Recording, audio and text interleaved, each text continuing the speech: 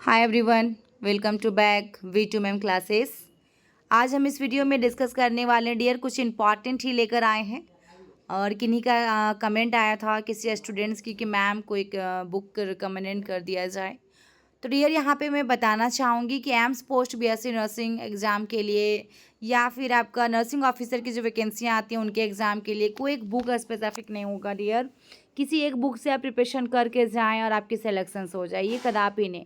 क्योंकि जितने आप थ्योरी पढ़े हैं तो ये है आपकी जितने भी GNM में आप जितने सब्जेक्ट से पढ़े हैं, चाहे कोई भी सब्जेक्ट हो डियर, तो किसी सब्जेक्ट से आपका थोड़ा ज़्यादा क्वेश्चन आते हैं और किसी से थोड़ा कम आते हैं। जैसे गायनी से हो गया, आपका पीडिया से हो गया, फंडा से हो गया, MSN से हो गया, ये सबसे थोड़ा क्वेश्चन ज़्यादा आते हैं। ठीक है, तो यहाँ पे हम आज बात करने वाले हैं इन्फेक्शंस। इन्फेक्शंस होता क्या है, टाइप्स ऑफ इन्फेक्शंस।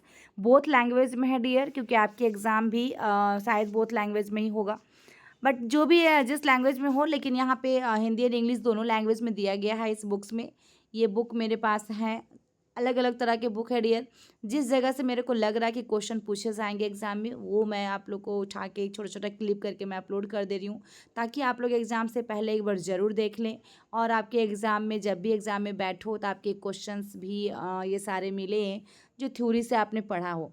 क्योंकि MCQs में जब हम पढ़ते हैं ना डियर, तो MCQs में क्या होता है, वो हम MCQs तक ही बंधे रह जाते हैं, है ना। लेकिन थ्योरी जब हम पढ़ते हैं ना, तो एक जो भी टॉपिक रहता है उसमें हमारा 8-10 क्वेश्चन बनते हैं, तो हमारा गलत करने की चांसेस भी कम होती हैं। आज जैसे मैंने अपलोड किया है वीडियो, जो भी एम्स के बारे में डाला हुआ है, बहुत ही इंपॉर्टेंट है डियर, एक भी वीडियो का आप लोग को मिस नहीं करना है।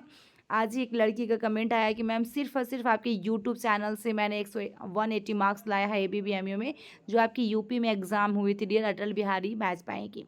काफ़ी स्टूडेंट की सिलेक्शन हुई हैं, बट उन्होंने कहा कि मैम सिर्फ यूट्यूब से मैंने पढ़कर आपकी एग्ज़ाम, उनको गवर्नमेंट कॉलेज मिला है डियर।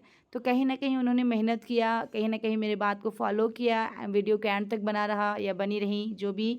तो ये चीज़ें आप लोग को भी करनी है डियर। और 2025 के लिए जिनको प्रिपरेशन करनी है, आप मेरे क्लास को डेफिनेटली ज्वाइन कीजिए डियर। जुलाई से स्टार्ट कर रही हूँ मैं क्लास 2025 के लिए। फ़ी वगैरह आप लोग को बता दिया जाएगा, नंबर डिस्क्रिप्शन बॉक्स में है।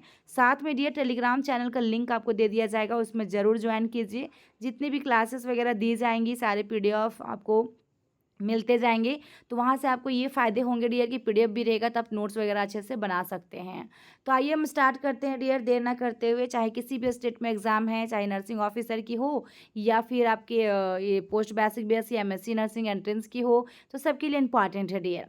तो इन्फेक्शंस आखिर होता क्या है ना। तो इन्फेक्शंस क्या होता है डियर, यहाँ पे देख पा रहे होंगे आपके हॉस्ट के टिश्यू में माइक्रो ऑर्गेनिज्म के स्थापित होने ठीक है ना डियर, और मल्टीप्लिकेशंस करने को इन्फेक्शंस कहते हैं। एक या एक से अधिक जो प्रॉब्लम आ रही, समस्या आ रही है, उसको क्या इन्फेक्शंस कहेंगे हमारे बॉडी के अंदर। ये जो आपकी होस्ट के टिश्यू में, होस्ट हम लोग का ना, होस्ट हमारे एनिमल्स और ह्यूमन होस्ट होते हैं डियर। होस्ट के टिश्यू यानी उत्तक में जो मैक्रो ऑर्गेनिज्म के स्थापित होने और मल्टीप्लिकेशन, जो एक से ज़्यादा, जैसे वायरस, आपका फंगस, बैक्टीरिया, वायरस, ये सब चीज़ें एक से ज़्यादा जो मल्टीप्लाई करेंगे उसको इन्फेक्शंस कहा जाएगा। पैथोजन की एक होस्ट से दूसरे में स्प्रेड होने की एबिलिटी को क्या कहते हैं डियर, कम्युनिकेबिलिटी कहा जाता है। यानी पैथोजन जो भी होंगे, पैथोजन के एक होस्ट से दूसरे में जो स्प्रेड होती है, जो फैलता है डियर, इस एबिलिटी को हम कम्युनिकेबिलिटी कहते हैं। और इस इन्फेक्शंस की क्लासिफिकेशन देखिए कितने इंपॉर्टेंट है। क्लासिफिकेशन ऑफ इन्फेक्शंस कौन कौन से प्राइमरी इन्फेक्शंस हैं। आपके प्राइमरी इन्फेक्शंस किसे कहते हैं, प्राइमरी इन्फेक्शंस में डियर कि किसी मैक्रो ऑर्गेनिज्म के द्वारा, किसी, जैसे आपको बैक्टीरिया, वायरस, फंगस, जो भी पैरासाइट, जो भी किसी मैक्रो ऑर्गेनिज्म के द्वारा होस्ट में होने वाली शुरुआती जो स्टार्टिंग लक्षण है, ये प्राइमरी का मतलब प्रथम, शुरुआती, एसेंशियल, है ना, जो बिल्कुल शुरुआती होगा प्राइमरी इन्फेक्शन कहलाएगा। देन यहाँ पे सेकेंडरी इन्फेक्शन की बात किया जाए डियर, इसमें क्या होगा, प्री एग्जिस्टिंग इन्फेक्शन डिजीज होगा। यानी पूर्व में स्थापित आपका संक्रामक बीमारी या प्राइमरी के कारण एक होस्ट की प्रतिरोधक क्षमता कम होने के कारण दूसरे नए संक्रमणों को होना सेकेंडरी इन्फेक्शन कहलाता है। ठीक है डियर, कभी कभी आपने देखा होगा कि एड्स वाला पेशेंट्स में ज़्यादातर TB की प्रॉब्लम की समस्या आती है, जिनकी इम्यूनिटी लेवल लो है डियर, उसमें एक से ज़्यादा प्रॉब्लम आएंगी, समस्या आएंगी, उसको हम सेकेंडरी इन्फेक्शन कहेंगे। जैसे इन्फ्लुएंजा के बाद बैक्टीरियल निमोनिया का होना, है ना, जब इन्फ्लुएंजा हुआ उसके बाद बैक्टीरियल निमोनिया होगा। एड्स पेशेंट में निमोसाइस्टिक राइनी निमोनिया होगा।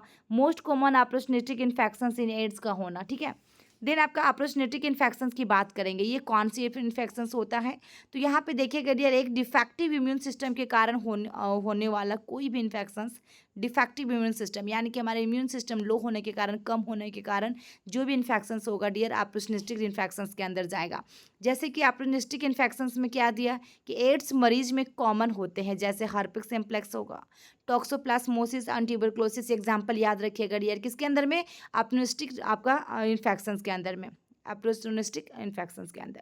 कुछ मैक्रोब्स जो होते हैं डियर, वो नॉर्मली पैथोजन नहीं होते, वह भी लो इम्यूनिटी का एडवांस आपका उठाकर बीमार करते हैं।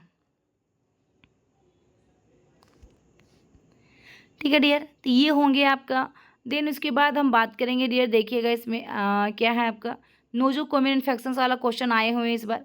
तो नोजोकोमियल में आपका क्या है डियर, देखिएगा यहाँ पे नोजोकोमियल इन्फेक्शंस और हॉस्पिटल एक्वायर्ड इन्फेक्शंस कहते हैं उसको। ठीक है, तो नोजोकोमियल में आपका देखिए, नोजोकोमियल इन्फेक्शंस में जो आपका दिया गया है डियर, क्रॉस नोजोकोमियल इन्फेक्शन, जो क्रॉस इन्फेक्शंस जो हॉस्पिटल या अन्य हेल्थ केयर सेटिंग से प्राप्त होता है उसे नोजोकोमियल इन्फेक्शंस कहते हैं, है ना। और यह हॉस्पिटल स्टे के दौरान होने वाला एक नया डिसऑर्डर है जो मरीज की प्राइमरी कंडीशन से रिलेटेड नहीं होता। हॉस्पिटल में होने वाला मोस्ट कॉमन इन्फेक्शन सीडोमोनास होता है।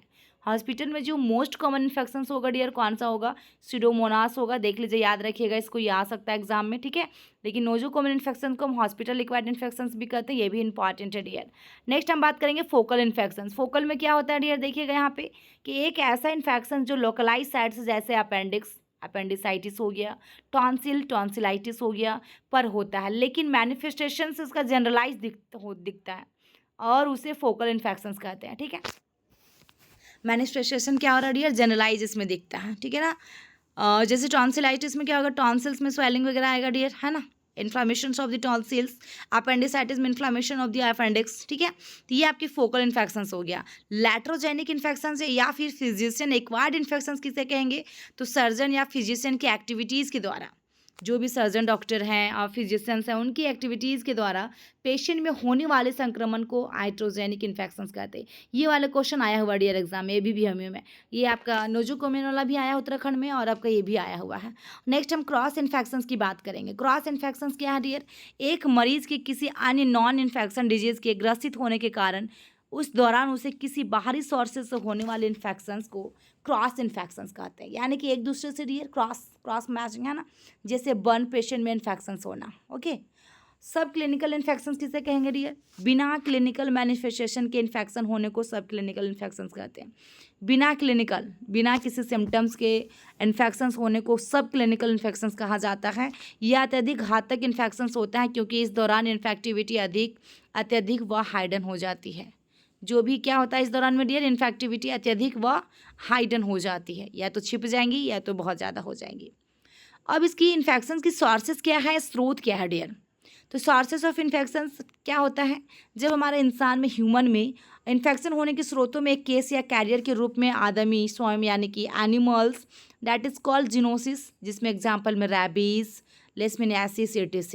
इंसेक्ट में डैट इज कॉल आर्थ्रोपोड होगा। बोर्न डिजीज एग्जाम्पल में malaria by female Anopheles mosquito. Soil की बात किया जाए एग्जाम्पल में टेटनस, राउंडवर्म, हुकवर्म हो गया। वाटर की बात किया जाएगा तो कॉलेरा, हेपेटाइटिस होगा।